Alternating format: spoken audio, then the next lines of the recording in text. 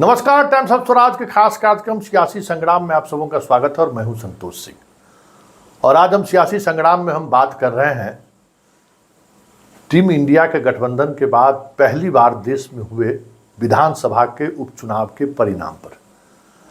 वैसे ही उपचुनाव के परिणाम को लेकर 2024 के लोकसभा चुनाव का विश्लेषण करना नाइंसाफी होगा। फिर भी मिजाज तो कुछ समझ में आता है, और वो भी मिजाज समझ में तब आता है जब इस देश में एक अलग तरीके की राजनीति की जो बयार चल रही है, जिसका श्रेय या यूँ कहे जिस राजनीति का प्रयोगशाला कभी बिहार रहा था, और उस प्रयोगशाला के डिमोन्स्ट्रेटर कहिए चाहे हेड ऑफ डिपार्टमेंट कहिए या जो भी कहिए, नीतीश हुआ करते थे। और नीतीश उस राजनीति के सहारे 2005 से लगातार बिहार के मुख्यमंत्री की कुर्सी पर बने हुए हैं। और स्थिति यह है कि जब भी कोई इस प्रदेश का मुख्यमंत्री बनेगा तो बिना नीतीश कुमार के साथ खड़े हुए नहीं बन सकता है। लेकिन उस दौर में भी जब विश्लेषण का आधार बनता था और हम लोग जब जनता के बीच जाते थे तो एक बात साफ दिखता था कि ये जो अति पिछड़ा का जो कॉम्बिनेशन की जो राजनीति है, ये राजनीति तभी हिट कर सकती है जब कोई मजबूत जाति उस अति पिछड़ा वोट बैंक के पीछे खड़ा रहे, कोई भी हो। जैसे बिहार में यादव के खिलाफ राजनीति हुई, अति पिछड़ा यादव के खिलाफ गोलबंद हुआ। पहले सवर्णों से यादव की लड़ाई हुई, उस समय पिछड़ावाद की बात होती थी, पिछड़ावाद के सहारे चीज़ें चल रही थी। उस समय सारा पिछड़ा एक साथ खड़े होते थे। फिर बाद में यादव के कोप भाजन का शिकार अति पिछड़े लोग बनने लगे, सामाजिक तौर पर भी और राजनीतिक तौर पर भी वाद विवाद बढ़ने लगा। जो लड़ाई सवर्णों से होती थी वो अति पिछड़ा से लड़ाई होने लगी।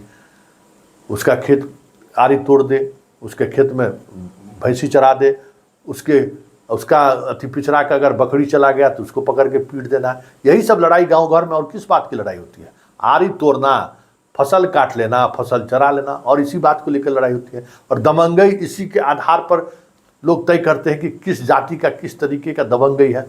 अब यादव जी भैंस चरा रहे हैं सड़क के किनारे, थोड़ा मलका दिए मतलब एक भाषा है हम लोगों के इधर मलकाना। भैंस को थोड़ा पीछे से एक लात मार दिए, चल गया, धान खा के चला आया। जब तक हाँ किया तब तक दूध धान खा लिया। अब यादव जी हम कौन क्या कहेगा, तो उसके शिकार फॉरवर्ड होते थे। पहले फॉरवर्ड से विवाद भी होता था। बाद के दिनों में उस फॉरवर्ड का जमीन अति पिछड़ा लोग जोतना शुरू किया, वो उसको भाजन के शिकार बने। और उसको भाजन के वजह से जो समाज में एक अलग तरीके की जो नैरेटिव सेट होनी शुरू हो गई, यादव के खिलाफ पिछड़ा पूरी तरह पर बट गया और नीतीश उसका लाभ उठाया और नीतीश सत्ता में बने रहे। लेकिन उस दौर में भी अति पिछड़ा जिस गांव में था वो निर्भीकता के साथ और मजबूती के साथ इसलिए यादव के खिलाफ वोटिंग करने की ताकत रखता था कि उसके साथ सवर्ण खड़े रहते थे। ये एक सच्चाई है, और इस सच्चाई को हम अपने अनुभव के आधार पर हम आपको बता रहे हैं। और जैसे ही ये कॉम्बिनेशन टूटा, नीतीश कुमार हाशिए पर चले गए। देखिए, पिछले विधानसभा चुनाव पर गौर करिए कि 2019 के विधानसभा चुनाव में क्या हुआ कि चिराग पासवान जहां जहां सवर्ण उम्मीदवार को खड़ा किया, या फिर नीतीश के खिलाफ जहां जहां उसने उम्मीदवार खड़ा किया, और जिस जिस कॉन्स्टिट्यूंसीज में नीतीश के खिलाफ सवर्ण वोटिंग किया, उस कॉन्स्टिट्यूंसी में उतनी एग्रेसिव होकर अति पिछड़ा नीतीश के साथ खड़ा नहीं रहा। आप पूरे परिणाम को गौर से आप देखिए तो फर्स्ट फेज में जो अधिकांश सीटों पर जो नीतीश की हार हुई, उसमें सवर्ण मतदाता पूरी तौर पर नीतीश कुमार को नकार दिया, और उस वजह से सारा अति पिछड़ा का कॉम्बिनेशन जो नीतीश के साथ खड़ा रहता था वो टूट गया। अति पिछड़ा उस तरीके से एग्रेसिव होकर यादव के खिलाफ वोट करने नहीं निकला, बुरी तरह से हार गए नीतीश कुमार। सेकेंड फेज में भी कमोबेश यही स्थिति रही, लेकिन थर्ड फेज आते आते अति पिछड़ा के साथ सवर्ण पूरी तौर पर खड़े हो गए और तब रिजल्ट बदला। तो ये एक सामाजिक तौर पर, राजनीतिक तौर पर ये ज़मीनी हकीकत आज़ादी के 75 साल बाद भी है कि जो कमज़ोर वर्ग के लोग हैं, चाहे वो दलित हो, महादलित हो या अति पिछड़ा हो, वो सिस्टम और सरकार के खिलाफ या जो दबंग जाति हैं उसके खिलाफ वो वोटिंग तभी करता है जब उसके साथ गांव में कोई दबंग जाति खड़ा रहता है। क्योंकि वोट तो एक दिन होता है, प्रचार 1 महीने चलता है, बाकी 4 वर्ष 11 महीना तो उसी समाज में रहना है, उसी समाज में बेटी का विवाह उसको करना है, उसी समाज में उसके घर बाराती आएगा, उसी समाज में उसके फंक्शन होगा, कई तरह का फंक्शन होगा। जब एक बार विवाद बनता है तो बहुत सारी चीज़ें प्रभावित होती है ना। उसी समाज में उसको कृषि आधारित रोजगार भी करना है। तो ये सारी चीज़ें ऐसी हैं, एक दूसरे से इस तरीके से जुड़ी हुई है कि आप उसको तोड़ नहीं सकते।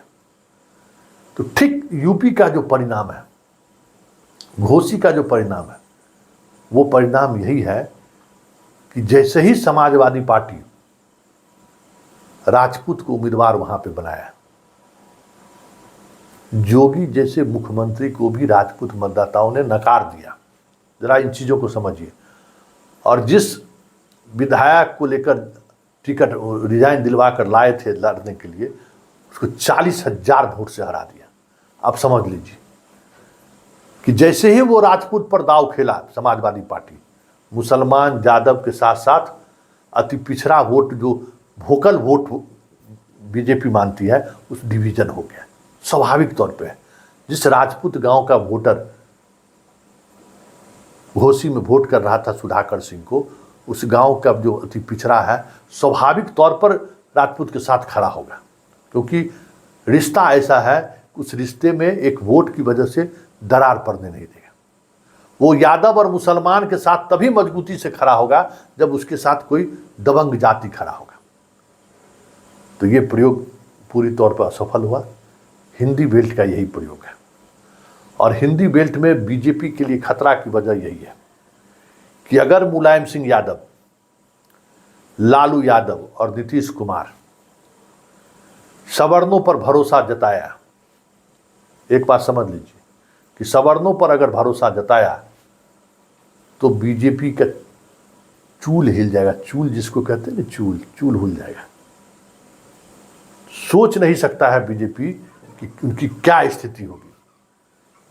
क्योंकि ये इस यूपी में तो सवर्ण मुख्यमंत्री भी है, राजपूत मुख्यमंत्री है, लेकिन जहां राजपूत उम्मीदवार समाजवादी पार्टी का होगा और अति पिछड़ा समुदाय से अगर समाज से अगर बीजेपी का उम्मीदवार हुआ तो राजपूत का वोट ट्रांसफर नहीं होगा, ये तय मानिए। ब्राह्मणों का वोट ट्रांसफर नहीं होगा, ये तय मानिए। क्योंकि जो राजनीति जिस तरीके से चल रही है, वो राजनीति सवर्ण को भी उस तरीके से सूट नहीं कर रहा है जिस अंदाज में बीजेपी चीज़ों को लेकर बढ़ना चाहती है।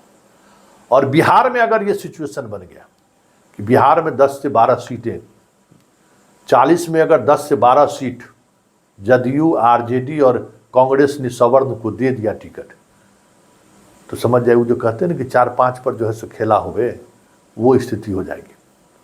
क्योंकि एक जो टेस्टेड जो बीजेपी का कोर वोटर था बनिया, उसको 2019 के विधानसभा चुनाव में तेजस्वी यादव ने टिकट देकर पूरी तरह से ध्वस्त कर चुका है। अब वो ट्रस्टेड वोटर नहीं रहा बीजेपी का। उसी तरीके से लोकसभा चुनाव में अगर सवर्णों पर दाव अगर खेल दिया, ऐसे कॉन्स्टिट्यूंसी में जहां ज़्यादा मुसलमान और सवर्ण की एक जाति अगर मजबूती के साथ खड़े हो जाए, तो अति पिछड़ा तो इसे भी नीतीश के साथ है, खुला वोटिंग होना शुरू हो जाएगा। और एक ही कॉन्स्टिट्यूंसी पर उसका प्रभाव नहीं पड़ेगा, क्योंकि वो कम्बिनेशन है ना, वोट कम्बिनेशन से होता है। मोदी जी को लगता होगा कि भाई हमारे हिंदू मुसलमान से वोट हो जाता है, ऐसा नहीं है। जब आप सूक्ष्म तरीके से माइक्रोस्कोप लेवल पर अगर आप समाज का अध्ययन कीजिएगा तो बहुत सारी चीज़ें आप स्पष्टता के साथ समझ सकते हैं कि सब कुछ चुनाव कास्ट कम्बिनेशन पर जीता और हारा जाता है। तो उस कास्ट कम्बिनेशन पर अगर इस तरीके की चीज़ें हुई तो तय मानिए कि जो हाल घोसी में योगी का हुआ है, 40,000 वोट से हारा है, 1 लाख, 1.5 लाख, 2 लाख, 3 लाख वोट से हार बिहार में और यूपी के लोकसभा चुनाव में भी होगा, ये भी तय मानिए, अगर ये समझदारी इन लोगों ने दिखाई तो। क्योंकि जात के नाम पर जिस तरीके की राजनीति यूपी में हुई है और जिस तरीके की राजनीति बिहार में हुई है, वो राजनीति एक स्तर पे आके सेचुरेटेड पॉइंट पर आ गया। और उसमें सवर्णों में एक ऐसी जाति है जो जाति भले ही योगी को मुख्यमंत्री बनना हो देख लेता है, लेकिन मोदी प्रधानमंत्री रहे अगर और सामने कोई राजपूत उम्मीदवार रहे तो डिवीजन तय है। क्योंकि राजपूत मानसिक तौर पर समाजवादी विचारधाराओं से रहे, क्योंकि उसकी लड़ाई कांग्रेस से रही है आज़ादी के आंदोलन के समय में। बाद के दिनों में वो समाजवादियों के साथ हो गए, और फिर जब समाजवादियों में जब जात पात बढ़ा तो कुछ बीजेपी में चले गए, कुछ दूसरी पार्टियों में चली गई, बहुतायत लोग बीजेपी के साथ चले गए। लेकिन विचार से अभी भी वो इन तमाम पहलुओं से वो अपने आप को असहज महसूस करता है। क्योंकि आज भी एग्रीकल्चर बेस्ड सोसाइटी में सबसे ज़्यादा अगर कोई कास्ट गांव में रह रहा है तो वो बिहार में राजपूत और भूमियार रह रहा है, जिनको डे टू डे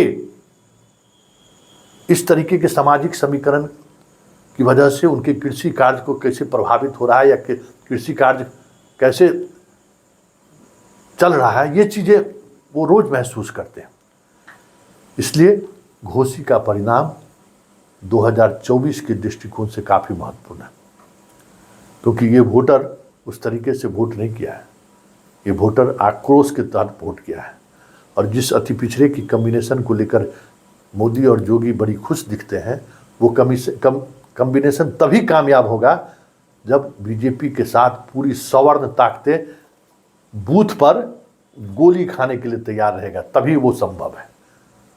नहीं तो वो अगर सो गया तो वो हसर होगा इस हिंदी बेल्ट में, बिहार और यूपी में, जिसकी कल्पना बीजेपी नहीं कर रही है। क्योंकि बीजेपी जिस पिछड़ावाद के सहारे चीज़ों को आगे बढ़ा रही है ना, उनको लगता है कि हम पिछड़ेवाद के सहारे, हम सनातन के सहारे हम सत्ता में भागीदारी हमारी हो जाएगी, हम सत्ता के शिखर पर पहुंच जाएंगे।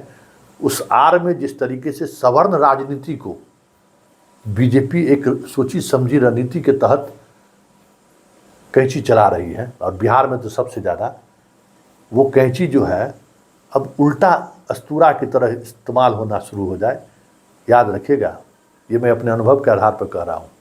और ये होगा घोसी का परिणाम, और 7 में 4-3 का रिजल्ट दिखा रहा है कि 2024 में खेला होबे। और जो सबसे ज़्यादा मोदी जी अपने आप को मोदी मैजिक की बात करते हैं और सनातन धर्म की बात करते हैं, तो जब सनातन धर्म की बात आएगी और अगर ब्राह्मण एग्रेसिव हुआ, ये भी समझ लीजिए, ये भी समीकरण समझ लीजिए, यूपी में ही ठाकुर और ब्राह्मणों के बीच जो है सो लड़ाई नहीं है, ये लड़ाई बिहार में भी है।